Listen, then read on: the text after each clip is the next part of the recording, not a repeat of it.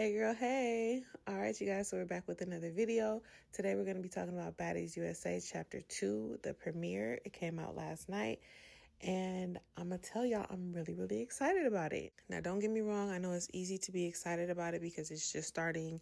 So when you see the previews and you see everything, you're like, oh my God, it looks like it's going to be so good. But I'm telling you, they started off pretty good. So I think they're going to go in the right direction. Fingers crossed, hopefully. All right, so getting right into it, first we have kind of like the foreshadowing part of the show where they show the end of the show before they really get into the real of the show. And basically it was everybody just fighting for their life. I'm guessing that was the finale. But the one fight that really gagged me, baby, Rolly and Big Lex.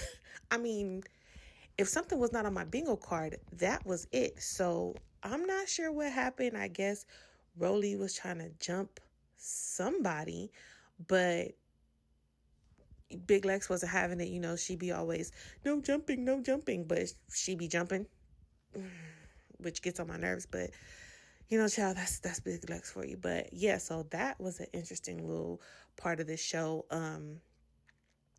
I haven't really checked out any information, any tea just yet on as to why they were beefing, but I guess we'll see. And once I find out, I'll probably do a little separate video to discuss what the heck is going on right there. All right, so moving on after that, the show gets started. And what I really like about this season, I like the structure. I like how they started it off. So they had Natalie talking to Scotty, which is their little trio, and with her, Rolly and Scotty. And then it moved on to all the beefs between the trios. And I like that because it kind of like gives you the opportunity to see where everybody stands right now. And I was feeling that. So on top of having all the OGs sit down and have a conversation, they had all the new girls preparing to sit down and have a conversation. So the Cabaret girls, the Now That's Zeus girls, and I feel like that was like pretty good because they didn't get to the Cabaret girls, but at least the viewers who didn't watch the other shows will get to kind of get familiar as to why these girls have beef now, which I think is a great idea by Zeus. Two fingers touching. I don't want to go into every single detail about everything, but I do want to say that I think that Natalie and Scotty's sit down was really genuine and really sweet. I think that they could possibly end up being friends again, which would be nice for them. But who knows, you guys? You guys stay tuned for that because Natalie, they both be tripping. So I don't know who's who. I don't know what's what on that. I just watched back Baddies, I believe it was Baddies East, and watched them fight over Scotty ordering chicken. So who knows? I mean, they seem to fight like sisters, so hopefully they can work that out. One of the trios that they had come together, or I guess groups, because it was more than three of them, but one of the groups they had come together was Baddies Gone Wild with Bahati, TT, and all them. So I actually really like Bahati. The only thing is she just can't fight. So, you know, I don't know. I know it's bad, but I'm just really into fighters. I'm a trained boxer, so I really like to see girls that have some type of fighting skills. And usually the girls who have the best fighting skills are my favorite. I'm not going to lie. But Bahati can't really fight, so I'm not really interested in that. I was surprised that Daisy kind of like walked away. They were arguing and Daisy walked away. It was very surprising to me. So I don't really know what Daisy's trying to give for this season. The walk away was crazy, but Bahati and the other girls end up fighting anyway. But like I said, none of them can fight, so it was pretty boring to me. All right, then we have the Now That Zeus girls. So Diamond the Body, Ivory, E.T., they meet up, and then Pressure walks in. When I tell you all hell broke loose when Pressure walked in, Ivory immediately got up and was ready to get down with Pressure. They win a couple rounds. Every single round belonged to Ivory. I mean, it was one point when Ivory almost knocked Pressure out. Like, I mean, I don't know. like a little bit more force, Pressure would have been knocked out because she actually fell forward. Like you could tell she was dazed by a punch that Ivory gave her. It was crazy. And she just fell forward. And she wasn't knocked out, but you could tell she was kind of knocked out on her feet because you could tell that punch came from Ivory's soul, boy. She was like, bam, like took her out. Then at some point, well, actually, right away, they end up jumping her. E.T. and Ivory end up jumping Pressure because when Ivory and Pressure stood up to fight, E.T. immediately just came in and did what she did. But they broke that up pretty fast. So by the time they got to the second round, I think Pressure might have still been knocked out because she gets over there and falls immediately. I'm like, oh my God. I mean, I think she's fell on something, but I think she would have been a little bit more stable on her feet if she wasn't already previously semi-knocked out. Yeah. Now, initially, I was not a fan of co-mingling and mixing of the shows. I wanted Now That's TV to stay on their side, Zeus to stay on their side, and everybody just to be on their own sides. But I am pretty excited about the Now That's Zeus girls coming in and seeing what they got all together. That we've seen most of them apart. Pressure's the only new one, so let's see what it gives all together. Like I said, last video, seems like Pressure is the birthday, so she's about to be in Fade After Fade, I'm pretty sure. And if not Fade After Fade, she's going to be drama. She's giving organic. Like, Pressure does her job. And I can't even hate on it. Like, she does her job. Very entertaining. So then Natalie has the house set up for the girls, but all over the house are pictures of all the friendships that have gone wrong. So Biggie, Tasiki, Anna, Mariah, Summer, Dolly, Lex, that type of thing. So first they talked to Biggie and Tasiki and Mariah. And I was honestly surprised that Biggie came in on some like apology type stuff. But what I was really surprised about is Tasiki saying that while they were at the reunion, Biggie yelled out to the crowd talking about some watch my power, Siki, slapper. Like, what? Are you, like, Biggie, are you good, bro? Like, I don't even understand why she would fix her face to say some shit like that. Like, Biggie, you already know that Tasiki does not fight for her friends like that. Like, she will fight for you or help you or whatever. At some point in time, she's, tried to stand up for her friends here and there.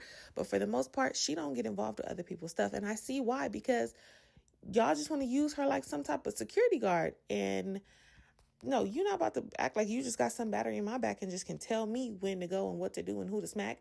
Like, no. That's out of line, Biggie. You're out of line. You're very much not a smart girl. And you're going to start something with Big Lex thinking that Tasiki was going to come save you. I'm glad she didn't. Because that was real weird. Real weird on your part. Real weird. And during the conversation, they did address something that I actually have always kind of thought about. They addressed the fact of your friends being friends with your ops. Me personally, I don't like it. I'm one of those friends, whoever I don't like, you can't like them either. And whoever you don't like, I don't like them either. We don't like them together. And then if you decide later that you like them, then I'll like them later too. Maybe. I don't know. But I know we ain't gonna like them together at the same time. That's what I do know. Like, I don't know. But that's just me personally. But I've always kind of wondered how the friends deal with that. Because when Tasiki was fighting Diamond, Anna and Biggie were friends with Diamond. And she was saying these out-of-pocket things about Tasiki, and they're continuing to be friends, right? Talking about some, I don't want to get in the middle, and they both my friends, and did it. No, especially if you want to be that type of friend that you want somebody to fight for you. No, you're going to have to be 100% on my side all the time. You're going to have no ops of mine. None of that. So I did like that they addressed that. Biggie tried to kind of claim that she don't do that, but she does. Like, everybody does that on all sides, everybody. So she can't be mad that Tasiki is being a grown adult and deciding who she wants to be friends with and who she don't want to be friends with. and deciding who she fights and who she don't fight. Everybody always want to talk about, oh, Tasiki ducking. I've never once seen Tasiki duck anybody that called her out. What I have seen her do is try to be nice and friendly to everybody. That's what I have seen her do. And if they just refuse to be nice and friendly, that's the only time. Like every other time, Tasiki's never been a bully. She's never pressed the issues. She's just never been like that. So I don't like that narrative, me personally. But, it is what it is. So next trio, we have Lex and Dolly and Summer. Now, the first thing I noticed about this whole conversation is, not before the conversation, Lex gets out the car and immediately says, oh yeah, this big Lex, something, the heaviest hitter. She continues to call herself the heaviest hitter. Now, Lex, why do you keep saying that? I honestly, for some reason, feel like she's doing that on purpose. She continues to call herself the heaviest hitter, either for her own peace of mind, where she can feel good about herself or something, I don't know, or she's trying to press the issue with Siki. Like, I think that she's I think it's a subliminal, okay? I think she's getting her Drake on, and I think she's subbing, but, I could be wrong. I'm not saying you're not the heaviest hitter. I don't know if you are or if you're not, because you haven't fought Tasiki yet. You know what? As of right now, you're not the heaviest hitter. You're not. Because you fought Ivory and you've lost. Okay? Nah, Lex, you lost. Like, you lost several rounds to Ivory. So the heaviest hitter don't lose no rounds, baby. She keep talking as if she's never lost a fight.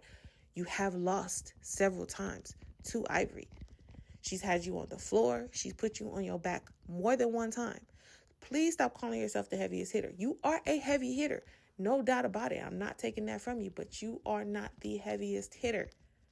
Now, if you fight Tasiki and she beats you up, then she will continue to hold the heaviest hitter title because she has lost no fades.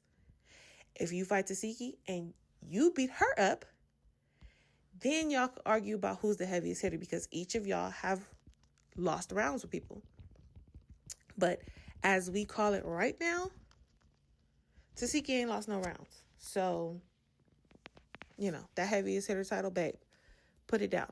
Sit it in the corner and hold off. Wait till it comes around, okay? All right, boom. So, her and Summer and them, they have the same conversation that they always have. Obviously we have Natalie and Rolly there to mediate, which, she was mediating the other conversation too. And a fight breaks out because Dolly apparently ain't got no patience. So she goes straight in on Summer, like, just beating the brakes off Summer as usual. But what I am wondering about this, and I'm hoping that maybe she was coming back from some type of like costume contest or like a costume party or something. But why was Dolly wearing that?